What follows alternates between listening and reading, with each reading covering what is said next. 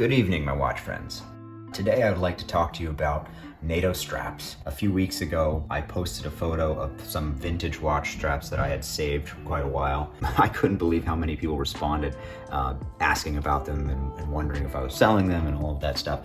So I'd like to talk a little bit about NATO straps and particularly distinguishing things like the vintage ones from the contemporary ones.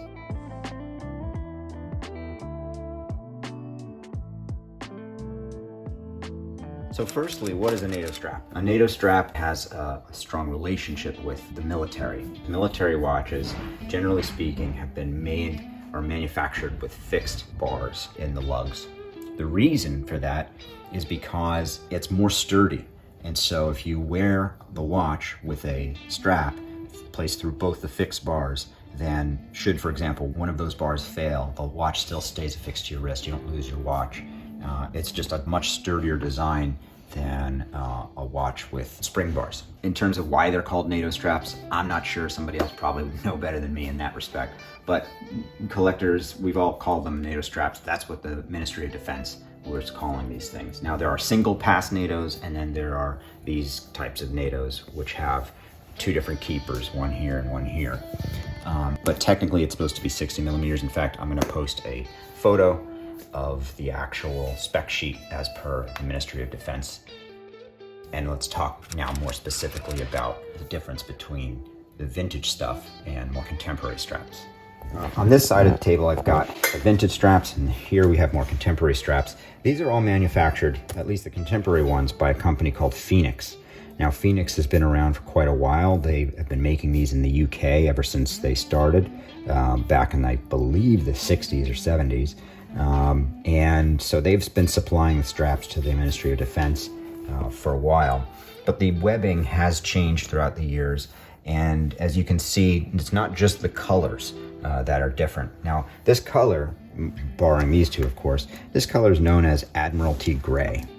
And as you can see, they're not all exactly the same color. The newer straps have more of a darker blue sort of tone to them, whereas the older straps have a bit more of a gray.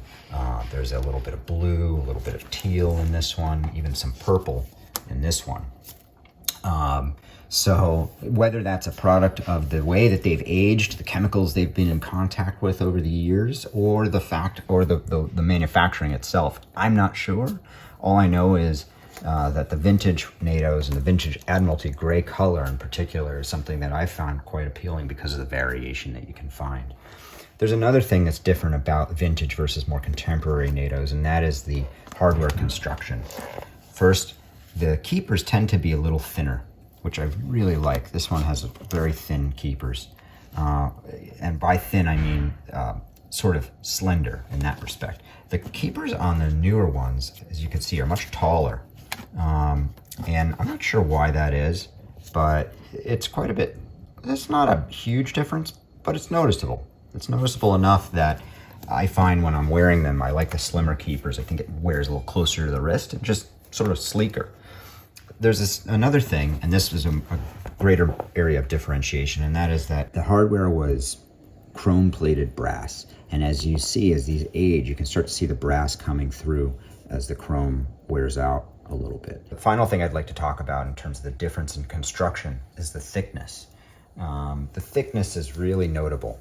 Not just in hand feel, it's sort of a stiffness in spite of the fact that it's thick. It's soft, but there's a sort of a thick, starchy feel to the straps. Per the MOD spec, the vintage straps come in around 1.2 millimeters thick, whereas the more contemporary stuff, that's usually about one millimeter thick. Now that 0.2 millimeters sounds like a very little amount, but it is noticeable. You can feel it when on the wrist, and it is something that does differentiate the vintage straps from the more contemporary ones. Now I'd like to talk briefly about how to wear these things. How do you properly mount it? How do you put it on? A surprising number of people, even watch collectors that have been wearing these for a while, I feel like are wearing them incorrectly. And maybe obviously there's no real correct way to wear it, so to speak, but it's a stylistic choice, and I'll just tell you how mine is. So firstly, when you put these in the watch, you start at the 12 o'clock side, go through, you find the general area of where you want it, then you go to the 6 o'clock side, same thing, through, and then you put it through your bottom keeper. What I like to do, firstly, is keep the watch a little bit south between these two keepers. You'll notice it's not exactly even. And the reason for this is because when you actually mount the watch on your wrist, this curves over and then these become evenly distributed on your wrist and the watch is centered. Otherwise, the watch will be off center if you don't sit it a little more south of center in these keepers. That's topic A. And topic B is when you go ahead and strap it on, you find a hole that feels comfortable. You bring it through the keepers, and then with the excess, you don't curve it this way. Curve it towards you and then down into itself. The reason for this is twofold. One is that you won't get it caught on anything, so it won't come out as easily. Two is it shows off the hardware for your strap better. And I think it just looks a lot sleeker. You'll notice also this strap is a little undersized. This is an 18 millimeter strap, whereas this is a 20 millimeter lugged watch. That's just sort of a little fun thing to do when you have a fixed bar watch, to show off the fixed bars a little bit.